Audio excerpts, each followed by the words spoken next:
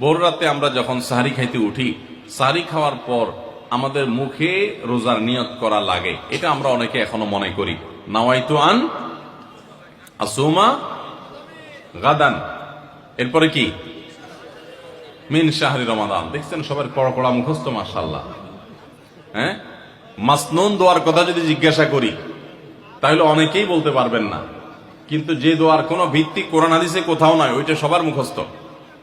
নকলটা সবার মুখস্থ, আসলটার খবর নাই।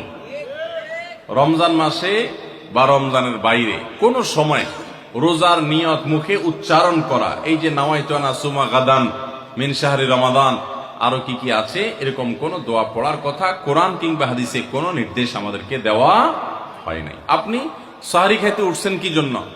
রোজা রাখার জন্য। রমজান রোজা রাখার উদ্দেশ্যে সাহারি খাইতে উঠছেন, বাস এটাই নিয়ত। নিয়ত মানে মনের উদ্দেশ্য।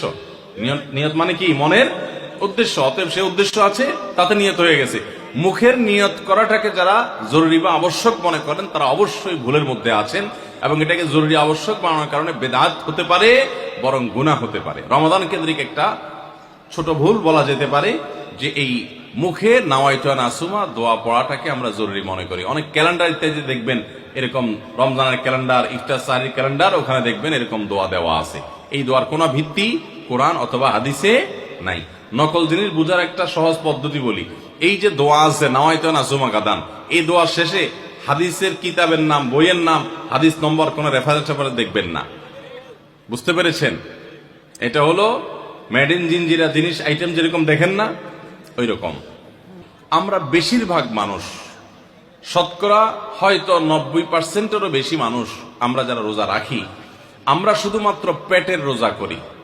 রোজাটা শুধু পেটের না ভাই, রোজাটা পুরো বডির, রোজাটা পুরো শরীরের, মাথা থেকে পা পর্যন্ত শরীরের প্রত্যেকটা অঙ্গের রোজা আছে। আমরা শুধু পান বা আহার থেকে, যৌনাচার থেকে বিরত থাকাটাকে রোজা মনে করি। আপনি চোখ দিয়ে মোবাইলে হারাম জিনিস দেখলেন, যেই মেয়েকে দেখা আপনার জন্য অ্যালাউড না, আপনি তার ছবি দেখলেন, ভিডিও দেখলেন, সেটা নাটকের নামে, সিনেমার নামে, কোনো ভিডিওতে, কোনো শর্ট ভিডিওতে, টিকটকে, কোনো জায়গা আপনি দেখলেন, আপনি অনলাইনে অফলাইনে দেখলেন, তাহলে আপনার চোখের রোজা নষ্ট হলো। আপনার হাতের রোজা নষ্ট হবে যদি হাত দিয়ে কোনো গুনাহের কাজ করেন।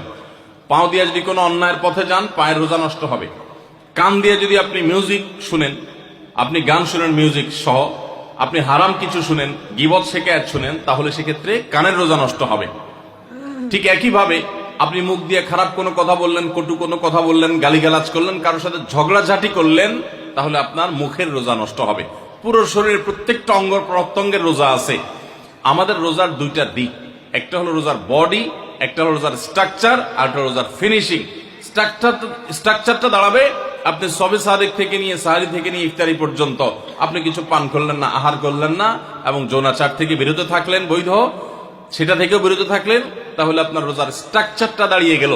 কিন্তু এই রোজা বা সিয়ামের ফিনিশিংটা হবে তখন যখন আপনার মাথা থেকে পা পর্যন্ত শরীরের প্রত্যেকটা অঙ্গ প্রত্যঙ্গের রোজা রাখবেন। শরীরের প্রত্যেকটা অঙ্গ প্রত্যঙ্গ থেকে যখন আপনি গুনাহ থেকে বাঁচাবেন, তখন আপনার রোজাটা পূর্ণতা পাবে।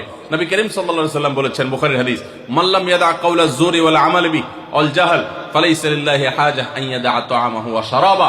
যে ব্যক্তি রোজা রেখে মিথ্যা কথা বাদ দিল না, রোজা রাখছে আবার মিথ্যা কথা বলে, আবার যে ব্যক্তি মিথ্যা কাজ, প্রতারণা, 2 নম্বরে এই সমস্ত বাদ দিল না রোজা রেখে, যে ব্যক্তি মূর্খতা সুলভ কাজ করলো, এই ব্যক্তির রোজা রাখে উপবাস থাকায় আল্লাহর কোনো ঠেকা পড়ে নাই, অর্থাৎ তার নিজের কোনো লাভ হয় না, তাহলে এটা উপবাস থাকা ছাড়া আর কি।